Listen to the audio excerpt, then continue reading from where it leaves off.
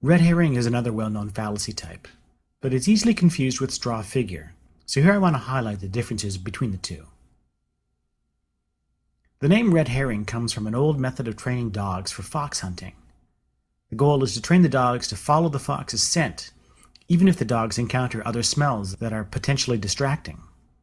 So what they do is they let the fox go, so the fox leaves a scent trail.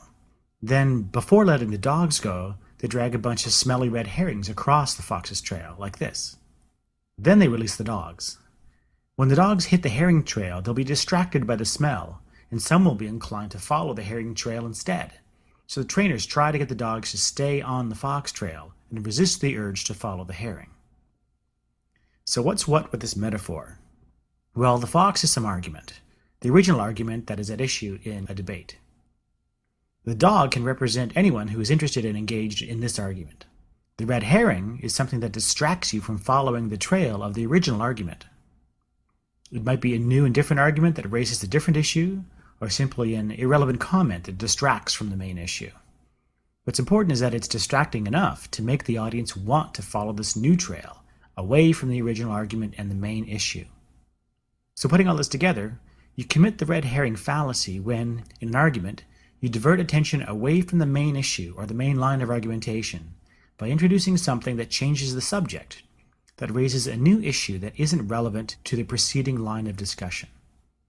The fallacy really occurs when you then conclude something from this different issue, or presume that some conclusion has been established, and use this to claim that you've won the argument or said something relevant about the original argument. In this respect, the fallacy is very much like a straw figure fallacy, in that you are mistakenly or misleadingly saying that you've won an argument or refuted an argument when all that you've really done is avoid engaging the original argument. But it's different from the straw figure fallacy in that a straw figure involves distorting or misrepresenting some original argument, and then knocking down the distorted argument. In a red herring, the arguer ignores the opponent's argument and subtly changes the subject. So to distinguish between the two, you need to ask yourself whether the arguer has knocked down a distorted argument or simply changed the subject. Here's a summary of the points just made. To illustrate the difference, consider this. I overheard my friend John argue that the Bible has errors in it. Funny, I never figured him for an atheist. This is a straw figure, not a red herring, since the conclusion being drawn is related to the main argument that his friend is making about the Bible. But it's clearly working off of a distorted or exaggerated version of it, if it equates biblical fallibilism with atheism. Now compare that to this one. My opponent has argued that there's an urgent need to reduce greenhouse gases in order to minimize global warming. But the most serious problem facing future generations is the risk posed by nuclear weapons in the hands of rogue states and terrorists.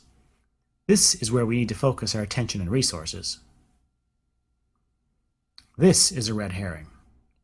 The original issue was about greenhouse gases and the urgency of global warming. This response sidesteps that issue and introduces a new issue.